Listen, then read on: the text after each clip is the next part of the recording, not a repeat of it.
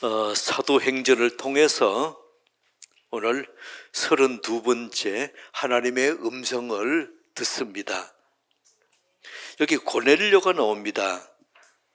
사도행전 10장에 1절에 보면 고넬료를 소개하고 나서 이것이 10장 마지막 48절 끝까지 이 고넬료에 대해서 소개하고 그리고 또 있었던 일들을 우리에게 전해주고 있습니다. 오늘 참 이게 궁금한 것이 고넬료는 이방인입니다. 근데 도대체 고넬료가 무엇을 했기에 10장 48절까지의 이 긴 장을 이렇게 한 장을 할애해가지고 고넬료에 대해서 소개를 하고 고넬료에 있었던 이런 일들을 오늘 우리에게 말씀하실까요? 그래서 오늘 포인트가 그겁니다. 사도행전 10장의 포인트는 하나님은 고넬료에 대해서 왜 이렇게 자세하게 이렇게 소개를 하고 우리에게 말씀하실까? 이유가 무엇일까 이겁니다. 이 고넬료는 이방인입니다. 로마의 장수, 로마의 백부장입니다. 이스라엘의 바닷가에 가이사라에 거기에 도시를 만들어 놓고 거기에서 지금 고넬료가 주둔하고 있습니다. 근데 고넬료가 이스라엘의 유대교에 굉장히 관심이 많이 갖고 회당에도 나가고 어려운 사람 구제도 많이 하고 자 이렇게 했습니다. 근데 고넬료에게 천사가 찾아와 가지고 너 욥바에 사람을 보내서 베드로라는 사람을 청해라. 그 베드로가 시몬의 집에 있다 이렇게 약도까지 가르쳐줘요. 그래서 그 사람이 욥바까지 이제 베드로를 만나러 갑니다. 그때 베드로는 낮 12시쯤 됐습니다. 유대인들은 기도할 때에 지붕에 올라가서 해요. 그리고 또 낮 12시에 대한 기도 시간인데 그때에 베드로가 지붕에 올라갔는데 하늘에서 이렇게 보자기 환상 네 귀를 이렇게 묶어서 한 이 보자기가 하늘에서 내려옵니다. 이게 뭐냐? 그래 안에 들다 보니까 기어다니는 짐승, 기는 이런 또 새들 이런 것들이 가득 들어 있습니다. 그리고 하나님 말씀하십니다. 잡아먹어라. 근데 베드로가 얘기합니다. 나는 이런 부정한 짐승들 지금까지 먹은 적이 없습니다. 그때 하나님 말씀하십니다. 내가 정하다 했는데 왜 너가 부정하다 하느냐? 지금 유대인들은 구약의 레위기에 보면은 먹을 것, 먹지 못할 것 자세히 기록되어 있습니다. 짐승 중에서도 발이 이 굽이 이렇게 갈라지지 않고 굽이 이렇게 붙어 있고 그리고 되삭임질을 하지 않는 그런 짐승은 먹지 마라 그럽니다. 예를 들면 돼지. 유대인들은 돼지 그래서 안 먹습니다. 그리고 기른 것, 물고기 중에서 비늘이 없는 것, 뱀장어, 이렇게 미꾸라지 이거 안 먹습니다. 새들 중에서도 독수리, 까마귀 이거 안 먹습니다. 그래서 먹는 것, 먹지 마는 것을 정확하게 구별해서 먹지 마라. 그리고 유대인들은 결코 먹지 마라는 이거 안 먹습니다. 왜 안 먹을까요? 이거 먹으면은 하나님 앞에 예배 드리러 못 가는 겁니다. 하나님이 그 예배를 안 받아주시는 겁니다. 그래서 이 사람들은 어떻게든지 이런 거 하나님 먹지 말라는 걸 안 먹습니다. 마찬가지로 이런 걸 안 먹을 뿐더러 또 이방인들도 너가 교제하지 마라. 그래서 이방인들하고 같이 이방인들의 집에 들어가거나 이방인들을 유대인 집에 초청하거나 그래도 예배 참석 못합니다. 그래서 이 유대인들은 예배 참석하기 위해서 먹을 것 안 먹고 먹지 말라는 것 안 먹고 또 이방인들 만나지 말라는 사람 안 만나고 이거 목숨처럼 지킵니다. 왜요? 예배 드리려고. 이 얘기는 뭔가 하면 예배를 이런 상태로 이런 걸 먹고 이방인과 교제한 다음에 예배에 참석하면 하나님이 그 예배 안 받으시는 거죠. 그래서 이거를 이렇게 유대인들은 철저하게 지키는데 오늘 베드로에게 성령께서 말씀하십니다. 너 그거 잡아먹어라. 그거 보니까 지금까지 한 번도 먹지 않고 하나님이 지금 부정하다 했던 것이 가득 들어있는데 너 잡아먹어라. 그리고 베드로 얘기합니다. 안 먹습니다. 나는 지금까지 먹은 적도 없고 이거 이 먹으면 하나님께 예배드리러 갈 수 없습니다.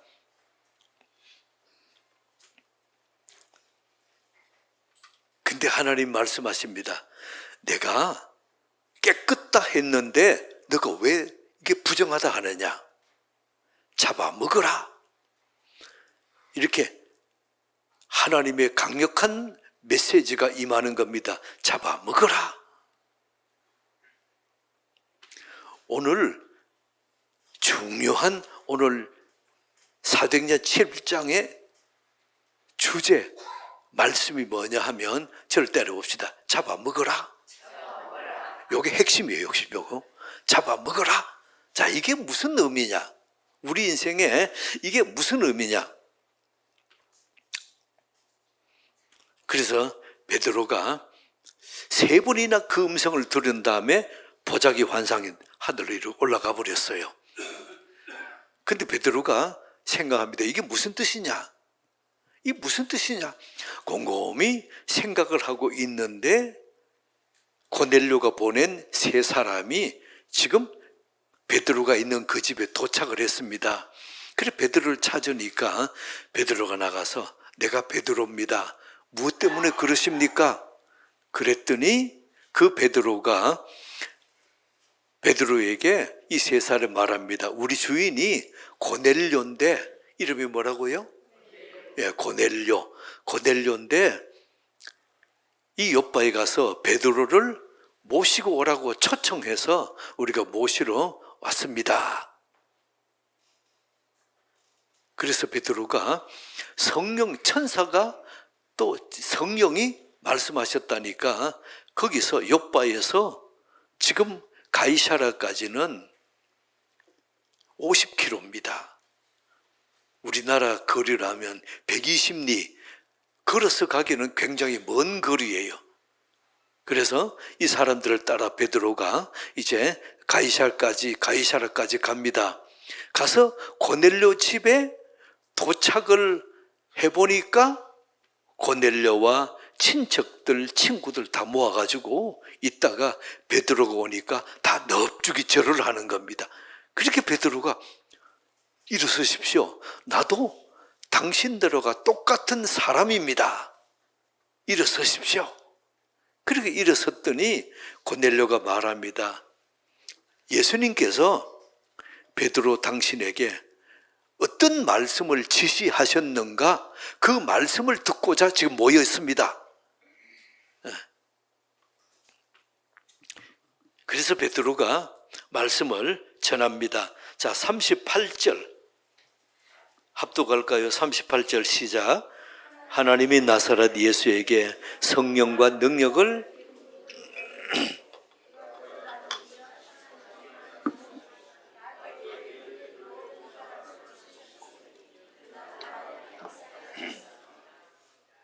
예수님이 하셨던 일을 이렇게 전합니다. 그런데 유대인들이 그 예수님을 십자가에 못 박아 죽였습니다. 근데 3일 만에 부활하셨습니다. 우리가 증인입니다. 그러고 나서 43절 합독할까요? 시작. 그에 대하여 모든 선지자도 증언하되 그를 믿는 사람들이 다 그의 이름을 힘입어 죄사함을 받는다. 예수 이름을 힘입어 죄사함을 받는다. 복음의 핵심을 지금 전하고 있습니다. 그럴 때에 44절, 자 시작. 베드로가 이 말을 할 때에 성령이 말씀 듣는 모든 사람에게 내려오시니 베드로와 함께 온 할례 받은 신자들이 이방인들에게도 성령 부어 주심으로 말미암아 놀랍니다. 어떻게 유대인에게만 성령이 임하는데 이방인들에게도 성령이 임한단 말인가? 이게 뭐냐? 막 사람들이 놀라서 그럽니다. 그때에 46절, 이는 방언을 말하며 하나님의 높임을 들음이로라. 47절 시작. 이에 베드로가 이르되 이 사람들이 우리와 같이 성령을 받았으니 누가 능히 물로 침례 베품을 금하리요 하고, 그리고는 침례를 베푸르라. 이렇게 해서 그 사람들에게 침례를 베풀었습니다. 오늘 이 본문입니다. 이게 무슨 뜻일까요? 왜 이렇게 이방인 고넬료에 대해서 하나님은 긴 48절이라는 장을 할애해서 이렇게 말씀을 하실까요? 오늘 우리에게도 이 굉장히 중요한 절입니다. 내용입니다. 이게 무슨 내용일까요? 예수님이 이 땅에 오셔서 하신 일, 여러 가지 사역이 있습니다만은 그 중에 중요한 핵심적인 사역이 있습니다. 그게 뭐예요? 교회를 세우신 거예요. 가이사라 빌립보에서 예수님이 교회 설립에 대한 선포를 하십니다. 자, 마태복음 16장 18절 읽어볼까요? 자, 시작. 또 내가 네게 이르노니 너는 베드로라. 내가 이 반석 위에 내 교회를 세우리니 음부의 권세가 이기지 못하리라. 예수님의 교회를 누구 교회라고요? 내 교회, 예수님 교회라는 겁니다. 여러분 묻습니다. 교회는 누구 교회입니까? 예수님 교회. 그래서 음부의 권세가 교회를 이기지 못하는 이유가 무엇입니까? 교회의 머리가 예수님이기 때문에 어떤 악한 것도 교회를 이길 수가 없습니다. 교회의 머리가 누구라고요? 예수님이기 때문입니다. 근데 교회 설립, 교회 창립에 중요한 세 가지 조건이 있습니다. 이 세 가지 조건 중에서 하나도 빠지면 교회 설립이 안 돼요. 자, 교환 볼까요? 자, 교회 설립의 중요한 조건, 첫째가 뭡니까? 예배드리는 장소. 예배드리는 장소. 두 번째가 뭐지요? 예배드리는 사람. 세 번째 뭡니까? 예배 받으시는 하나님. 자, 세 가지. 한 번 더요. 교회 설립의 세 가지 조건. 첫 번째, 예배드리는 장소. 두 번째, 예배드리는 사람. 세 번째, 예배 받으시는 하나님. 요 세 가지가 중요한 교회의 설립, 교회 창립의 중요한 조건입니다. 한 가지라도 빠지면 교회가 안 돼요.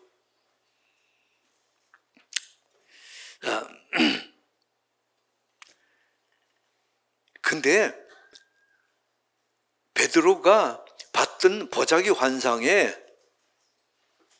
지금 이런 거, 짐승들, 기는 것, 이런 것 여러 가지가 새들 나왔잖아요. 잡아먹어라. 나는 부정한 거 안 먹습니다. 하나님이 정화됐는데 왜 너가 부정하다 하느냐?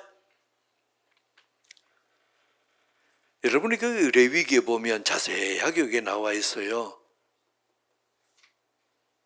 그래서 근데 이렇게 먹지 말라 하는 것들, 근데 신약에서 예수님이 이걸 풀어주셨어요. 다 디모데전서 4장 4절 볼까요? 시작. 하나님께서 지으신 모든 것이 선함에 감사함으로 받으면 버릴 것이 없나니.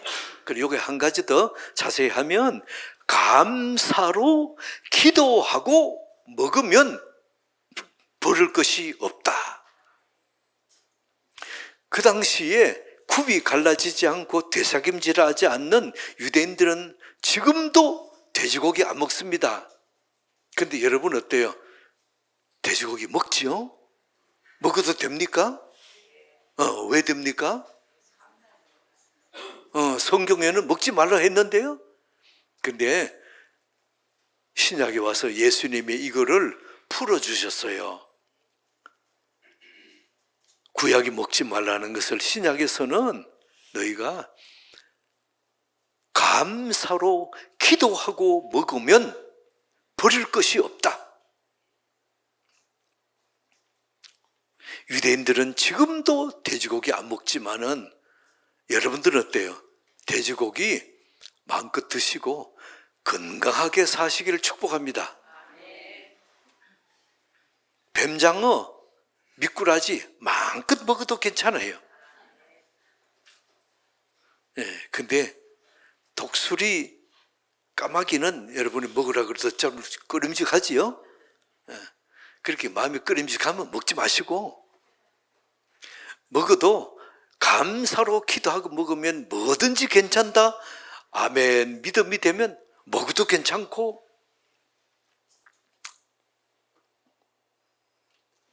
근데 여기서 예배드리는 첫 번째 예배드리는 장소를 보겠습니다.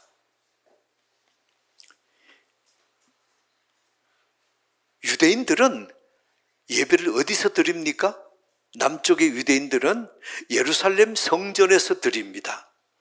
근데 지금 당시에 우리나라처럼 이스라엘 남북으로 갈라져 있어요. 남쪽에는 예루살렘 성전에서 예배 드리는데, 자, 북쪽에는 사마리아에는 어디서 예배 드립니까?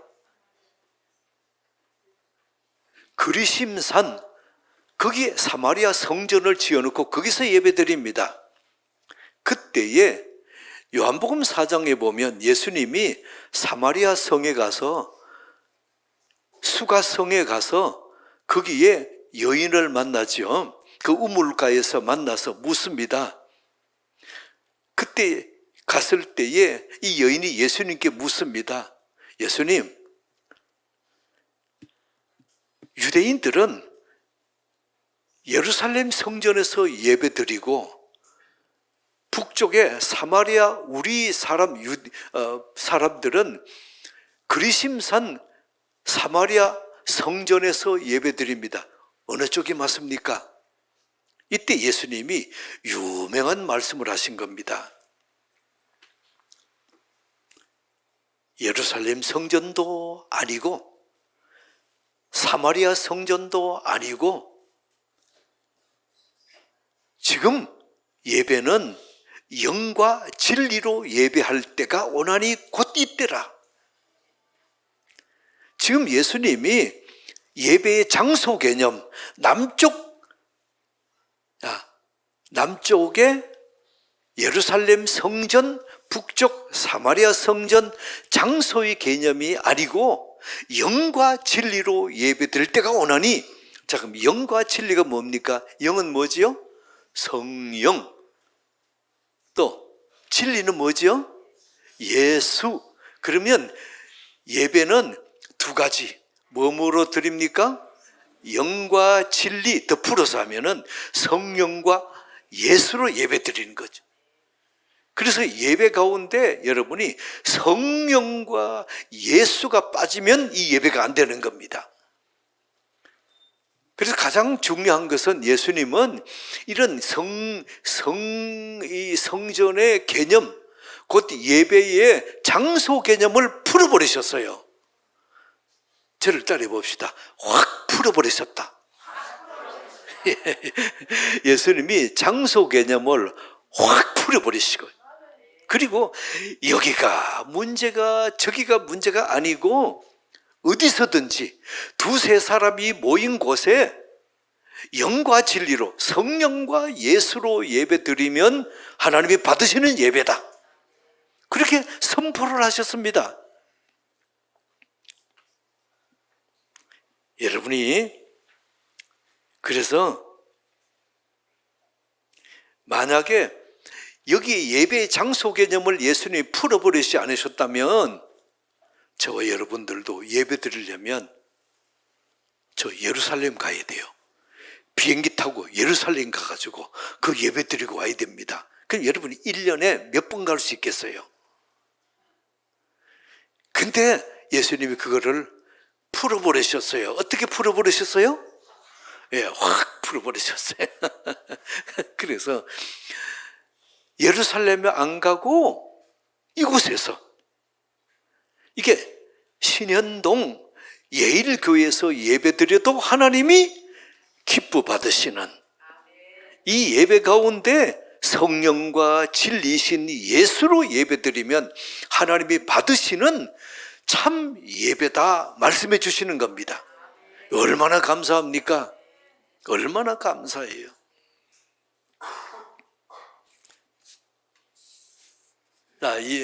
이게 예배 설립의 조건 세 가지 중에 첫 번째, 예배드리는 장소. 예수님은 무엇과 무엇으로 예배드리라고요? 영과 진리로. 그러면 장소가 어디든 문제가 없다, 이렇게 풀어버리셨어요. 그러니까 두 번째, 예배드리는 사람입니다. 누가 예배드립니까? 예배드릴 수 있는 자격 무엇입니까? 예배드리는 사람 중에 어떤 사람이 하나님께 예배드릴 자격이 있다고요? 유대인이에요. 그 유대인 중에서 누구 후손요? 아브라함의 후손. 아브라함의 후손만이 예배드릴 수 있다. 이것을 하나님이 정하셨어요. 에스겔서 44장 9절 보세요. 에스겔서 44장 9절 없어요? 그럼 제가 읽어드릴게요. 주 예수께서 이같이 말씀하시느니라. 이방인 중에 마음과 몸의 할례를 받지 아니한 이방인은 내 성소에 들어오지 못하리라. 이렇게 정해 놓으셨어요. 그러니 마음과 몸에 할례 받지 않은 유대인, 곧 이방인들, 곧 아브라함의 후손 아니면 성소에, 곧 성전에 예배드리러 갈 수가 없다. 그러니 이방인들 어때요? 예배드리러 갈 수가 없는 겁니다. 그럼 이게 어떻게 합니까?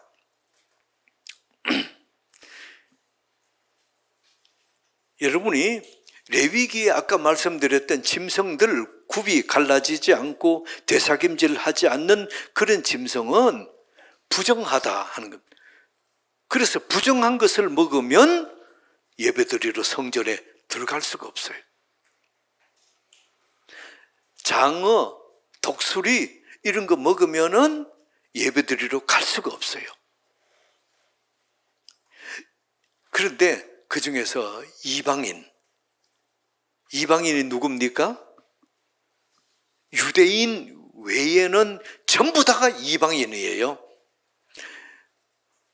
오늘 여기 나오는 고넬료 이방인입니다. 여러분들과 저도 이방인입니다. 이방인은 태어난 출신부터 부정하다. 이게 성경입니다. 그러면 유대인 외에, 유대인 중에 특별히 아브라함의 후손 외에는 다 부정하다. 이게 성경입니다. 자, 그러면 어떡할 겁니까? 이방인은 하나님의 성소에 들어올 수 없다. 이방인은 예배자가 될 수 없다. 이방인은 하나님이 그 예배를 안 받으신다. 이게 성경이에요. 그러면 어떡합니까? 이방인은 이방인 그 자체로 하나님 앞에 나갈 수가 없는 겁니다. 그리고 지금 이방인 고넬료하고 베드로하고 교제하게 되면 어때요? 이방인과 교제한 베드로도 예배드리러 갈 수 없는 거예요.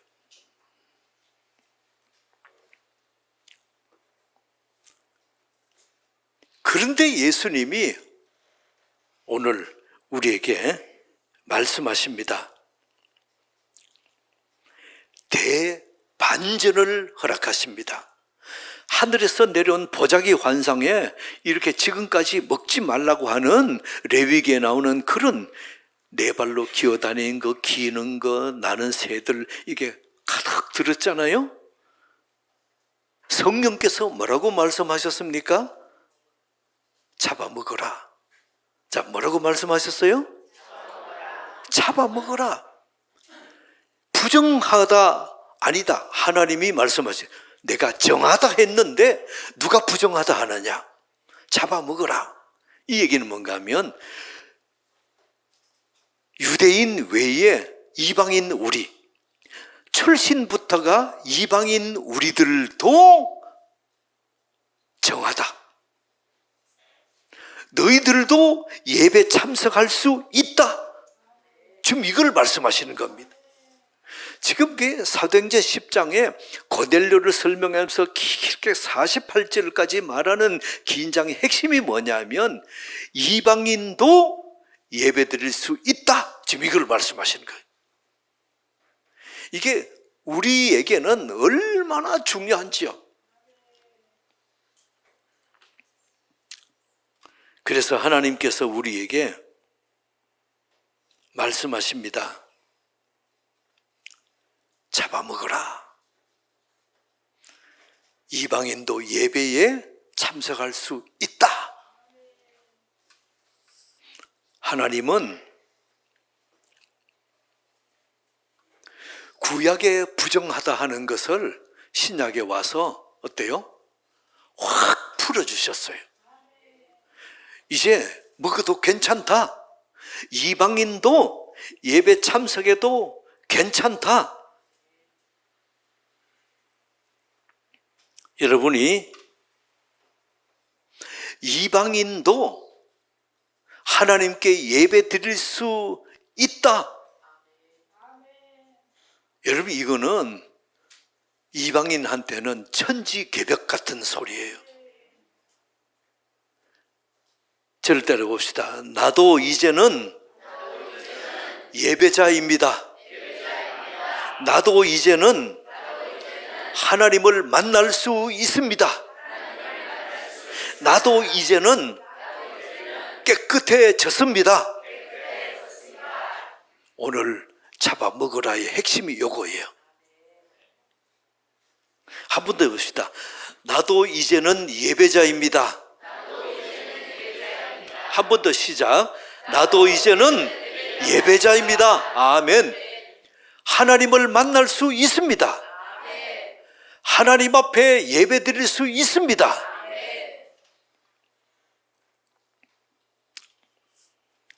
여러분들이 우리가 감격하고 감격해야 될 것, 기뻐하고 기뻐해야 될 것이 뭐냐 하면 나는 예배자입니다 이거예요. 한 번 더 저를 때려보세요. 나는 예배자입니다. 한 번 더 시작. 나는 아멘. 그래서 사도행전 1장 8절에 우리 주님 말씀하시죠. 오직 성령이 너희에게 임하시면 너희가 권능을 받고 예루살렘과 온 유대와, 요거는 보세요. 예루살렘과 온 유대, 그러니까 사람으로 하면 유대인이에요. 그 다음에 예루살렘과 온 유대와 그 다음에 어디요? 사마리아.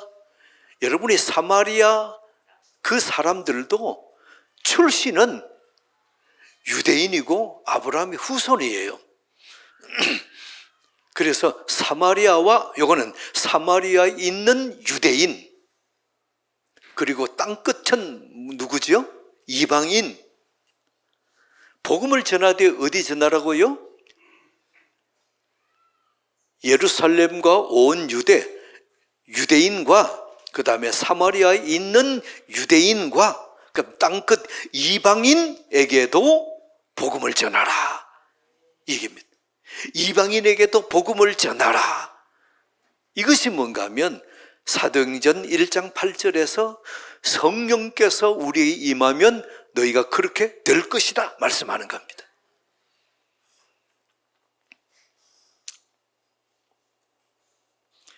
참 하나님이 오늘 고넬료를 통해서 성령께서 말씀하시는 겁니다. 성령이 임하시면 너희도 이방인에게도 복음 전하라. 오늘 여기 있는 고넬료와 그의 가족들, 친구들 다 복음 전해라. 이들도 하나님의 자녀다.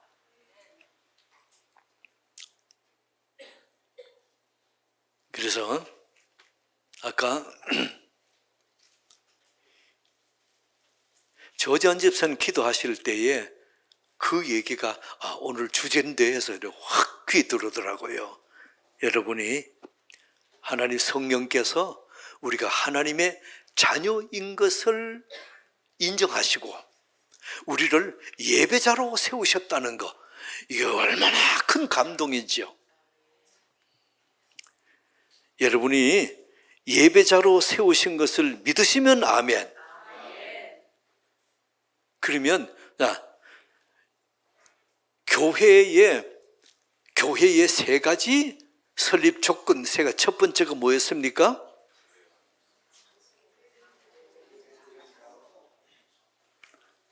예배드리는 장소, 영과 진리로 예배드리면 어디서든지 다 하나님이 받으신다. 장소의 개념을 확 풀으셨죠? 그 다음에 사람, 예배드리는 사람, 유대인, 아브라함의 후손만 받으시는 예배를 오늘 어때요? 이방인에게도 누구든지, 예수 믿으면 누구든지 예배 받으시는 이 예배드리는 사람의 개념을 확 풀으셨어요. 아멘입니까?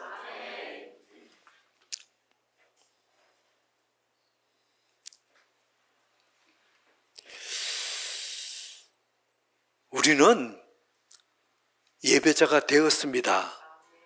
그러면 세 번째, 교회 설립의 조건 세 번째는 뭡니까?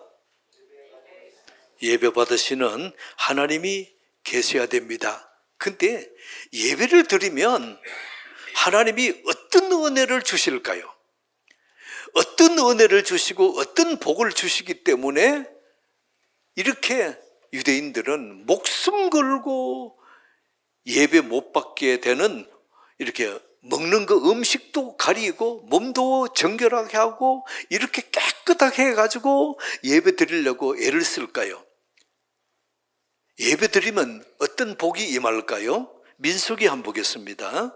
민수기 6장 24절. 시작. 하나님이 복을 주시되 첫 번째는 너를 지키시기 원하며, 그 다음에 시작. 은혜 베푸시기 원하며, 그 다음에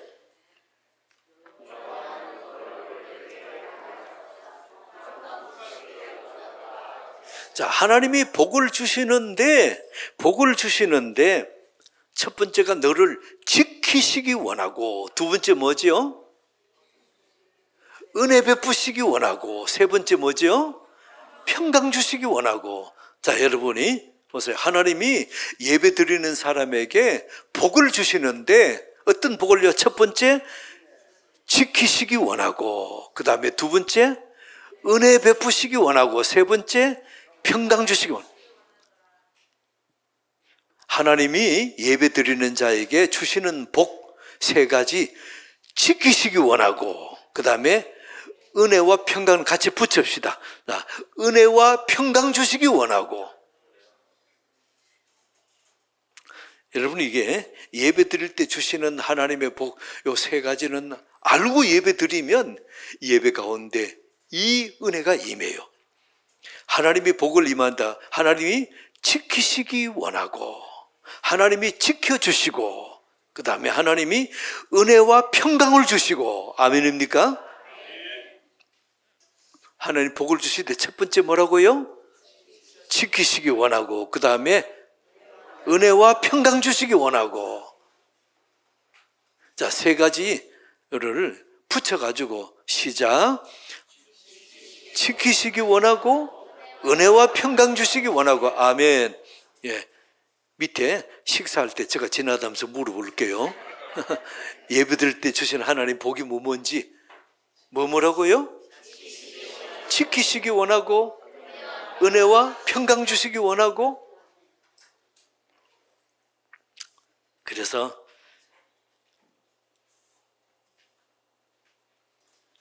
여러분들이 우리를 예배자로 불러주신 거 얼마나 감사한지. 하나님이 날 지켜주시겠대요. 하나님이 내게 은혜 주시고 평강 주시겠대요. 저를 때려봅시다. 나는 예배자입니다. 한 번 더 시작. 나는. 근데 여러분이 예배자인데 예배드리는 장소를 확 풀어주셨고, 예배 드리는 사람 자격을 확 풀어주셨고, 예배 받으시는 하나님께서 이 복을 준비해 주셔서 날 지키시고 은혜와 평강 주시려고 예배자로 우리를 부르셨어요.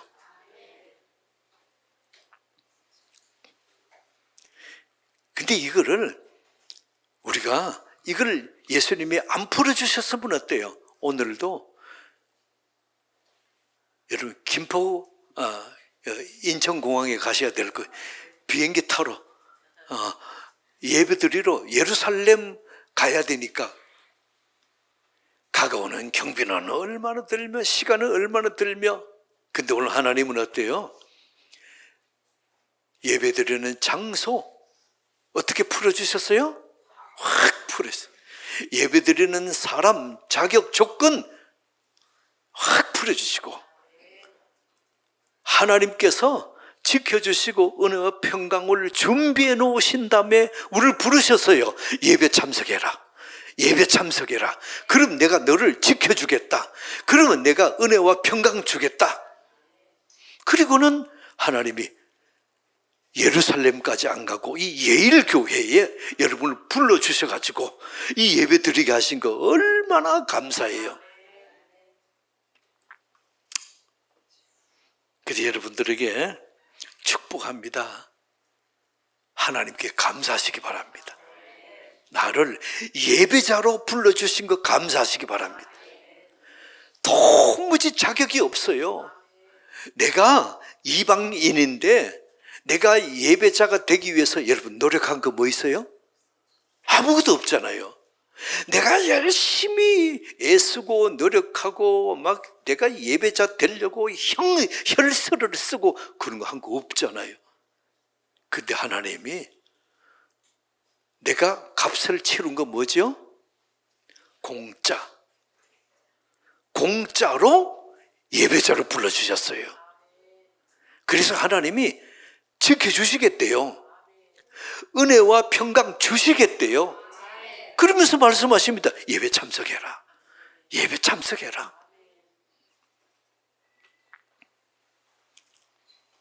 자격 없는 우리를 예배자로 불러주셔서 얼마나 감사한지요. 여러분이 일생에 계속 감사드려야 될 게 뭐냐면, 자, 저를 때려봅시다. 나는 예배자입니다. 더 크게 시작. 더 크게 시작. 나는 예배자입니다. 아멘. 하나님 아버지, 나를 예배자로 불러주셔서 감사합니다. 하나님께서 복을 주시되 지켜주시고, 전능자 하나님이 지켜주시고, 그 하나님이 은혜와 평강을 준비해 놓으시고 예배 드리는 자에게 마음껏 부어주시겠다고 약속해 주심을 감사합니다. 나는 예배자입니다. 나는 예배자입니다. 나는 하나님 앞에 나아갈 수 있습니다. 나는 하나님 만날 수 있습니다. 나는 예배자입니다. 이 은혜가 우리 인생에 계속 확인되어지도록 축복해 주옵소서. 예수 그리스도 이름으로 기도드리옵나이다. 아멘.